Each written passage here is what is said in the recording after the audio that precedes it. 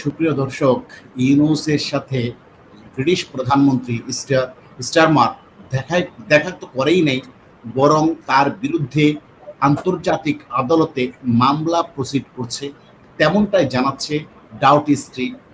Doubt street সম্পর্কে একটু বলি। এটা হলো আন্তর্জাতিক আইনি সংস্থা, ব্যারিস্টারদের সংস্থা, যারা সাধারণত মানবাধিকারের কোনো বিষয় যদি লঙ্ঘিত হয় কোনো দেশে, উপযুক্ত অথরিটি না থাকে অথবা সেই দেশে যদি ব্যবস্থা না থাকে আইনি লড়াই করার, তখন সরকারের বিরুদ্ধে সাধারণত এরা আন্তর্জাতিক আদালতে যায় এবং মামলা করে। তো এই ডাউট স্ট্রিটের সদস্য কারা? এখানে আমরা তথ্য কেটে যেটা পেলাম, এখানে ব্রিটিশ প্রধানমন্ত্রী স্টারমার, কেয়ার স্টারমারের সদস্য জেনিফার লোপেজ, অর্থাৎ বিখ্যাত যত ব্যক্তিরা আছে এর কিন্তু সদস্য।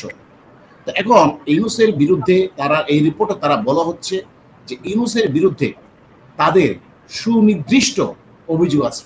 4টা অভিযোগ ইউনূসের বিরুদ্ধে সুনির্দিষ্ট তাদের অভিযোগ আছে।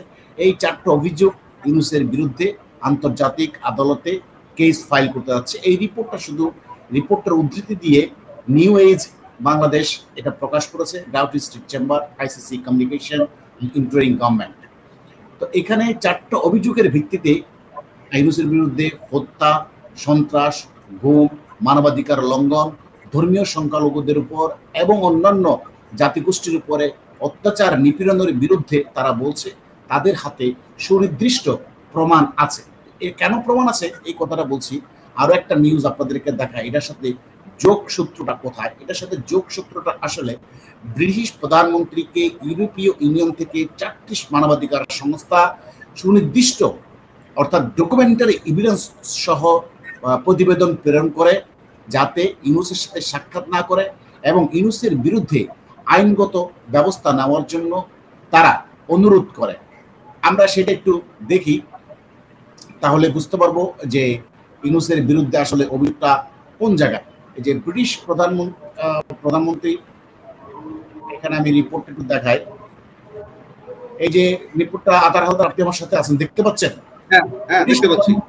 ইউরোপীয় সংগঠনগুলোর চিঠি, ইউনূস সরকারের সঙ্গে সম্পর্ক না রাখার আহ্বান। শুধু তাই না, এখানে যে সংস্থাগুলো চিঠি দিয়েছে তাদের মধ্যে আছে Chris Blackman, EBF communication director, যুক্তরাষ্ট্র। তারপর হচ্ছে পাউলো কাসাকা, নির্বাহী পরিচালক, South Asia Democratic Forum, Brussels. Klaus Testempel, working group Bangladesh in লেরিস, সেক্সেনি, জার্মানি। তারপর তারিক গুনারসেল, কবি, নাট্যকার, আর্থ ফাউন্ডেশন, আর্থ সিভিলাইজেশন নেটওয়ার্কের প্রতিষ্ঠাতা সমন্বয়ক, তুরস্ক।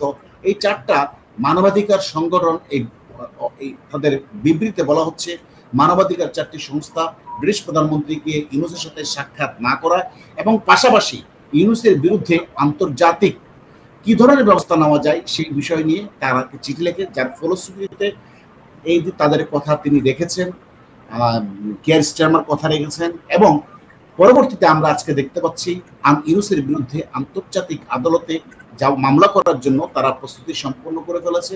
এখানে ডাউট স্ট্রিট এমন একটা প্রতিষ্ঠান, আন্তর্জাতিক প্রতিষ্ঠান, যারা সাধারণত বড় বড় মানে এখানে শুধু টাকা দিলেই যে এরা মামলা লড়ে তা না কোনো বিষয়টা।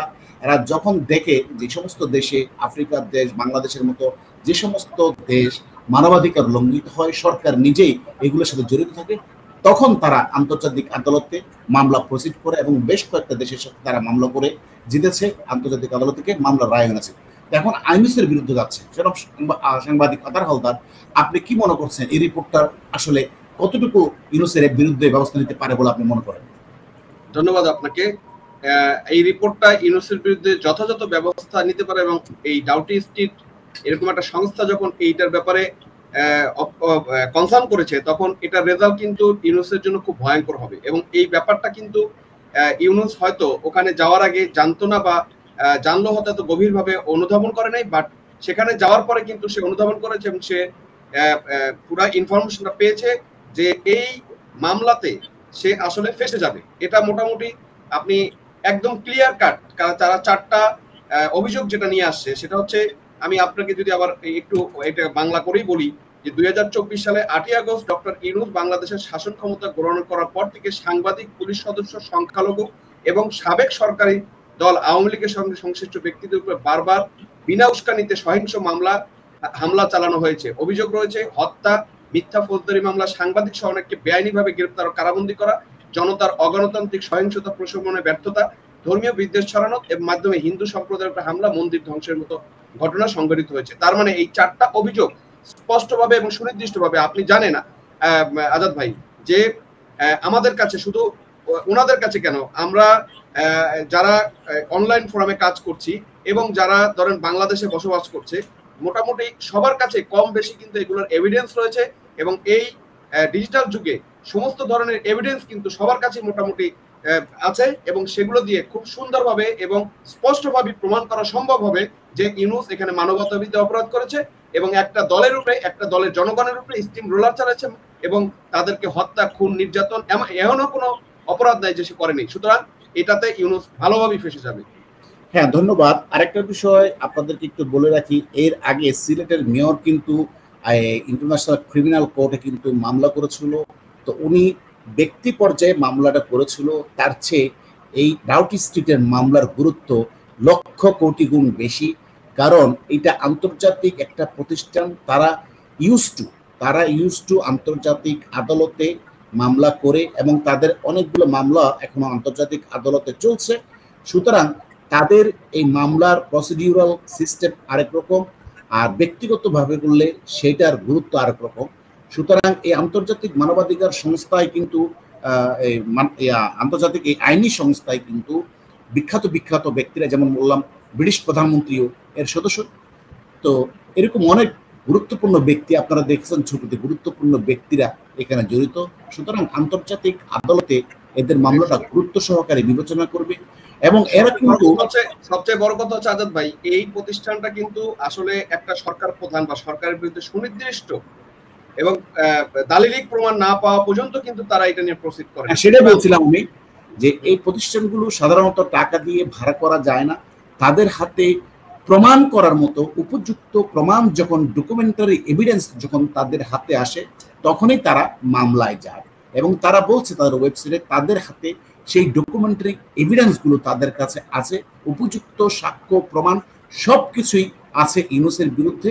সুতরাং এই ডকুমেন্টগুলো অভিযোগ প্রমাণ করার জন্য যথেষ্ট, এই ইঙ্গিতে দিচ্ছে এই আন্তর্জাতিক ডাউটি স্ট্রিট ফোরাম, আইনজীবী ফোরাম, এবং এখানে বিভিন্ন দেশের বিখ্যাত ব্যক্তিরাও জড়িত, যার কারণে এটার গুরুত্ব অন্যরকম। এটা ইংল্যান্ড ভিত্তিক হলেও আন্তর্জাতিকভাবে এটাই সবচেয়ে বেশি বড় ফোরাম এবং সুনাম এটা সবচেয়ে বেশি, যার কারণে তারা কোনো ডকুমেন্টস ছাড়া আবেগের বসে যাবে এরকমটা ভাবার কোনো কারণ নাই।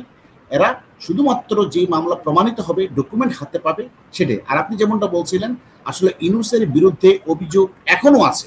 আপনি জানেন 270 জন সাংবাদিক তারা এখনো বিনা বিচারে জেলবন্দি অবস্থায় আছে, বাচ্চা থেকে শিশু অনেকে গুম হয়ে গেছে। কিছু কিছু অভিযোগ ইউনূস চাইলেও নষ্ট করতে পারবে না, সে অভিযোগগুলো ইউনূসের বিরুদ্ধে এখনো চলমান। সুতরাং আমরা আনডাউটফুলি বলতে পারি যে এই অভিযোগের ক্ষেত্রে ইউনূসের বিরুদ্ধে মানে প্রমাণিত হবে। এখন দেখতে হবে যে আসলে আদালতে, আন্তর্জাতিক আদালতে মামলাটা কত দ্রুত প্রসিড হয়। তবে এই ক্ষেত্রে আমরা এটা আপনাদেরকে নিশ্চিত হয়ে বলতে পারি, দ্রুততম সময়ের মধ্যে প্রসিড হবে এবং ইউনূসের বিরুদ্ধেই রায় আসবে, এতে কোনো সন্দেহ নাই। হ্যাঁ, আতা সাহেব আর কিছু যুক্ত করতে চান কিনা? হ্যাঁ, আপনি একদম যথার্থই বলেছেন যে ইউনূসের এই মামলা থেকে, এই মামলা আপনি জানেন এবং এটা একটা স্পষ্ট, যারা ভুক্তভোগী আপনি প্রধানমন্ত্রী শেখ হাসিনার যে প্রোগ্রামটা, সেই প্রোগ্রামটা যদি আপনি দেখেন দায় মুক্তি, সেখানে কিন্তু স্পষ্টভাবে প্রত্যেকে যারা নির্যাতিত হয়েছে তাদের এভিডেন্স গুলো তুলে ধরেছে এবং এগুলো কিন্তু প্রত্যেকটা একটা প্রমাণ হিসেবে কাজ করবে। এবং এছাড়াও আমি তো আপনাকে বললাম ব্রিটিশ প্রধানমন্ত্রীর কাছে আন্তর্জাতিক, আর এখানে 4টা দেখালাম, অন্তপক্ষে 25টা মানবাধিকার সংগঠন তাদের বিস্তারিত ডকুমেন্ট সহ ব্রিটিশ প্রধানমন্ত্রীর কাছে পাঠিয়েছে এবং এই ডাউটি স্ট্রিটে পাঠিয়েছে। তারা দীর্ঘ তদন্তের পরে এই প্রতিষ্ঠান অভিযোগের সত্যতা পেয়েই তারা এখন আদালতে কেস ফাইল করতে যাচ্ছে এবং ইউনূসের বিরুদ্ধে যথেষ্ট ব্যাকগ্রাউন্ড দাঁড়িয়ে গেছে। আশা করি ইউনূস এবার আর বাঁচতে পারবে না। প্রিয় দর্শক, ইউনূসের মানবাধিকার লঙ্ঘনের দায়ে ইউনূসকে সাজা ভোগ করতেই হবে। ধন্যবাদ প্রিয় দর্শক, কথা হবে আবার অন্য কোনো বিষয় নিয়ে। ততক্ষণ ভালো থাকবেন।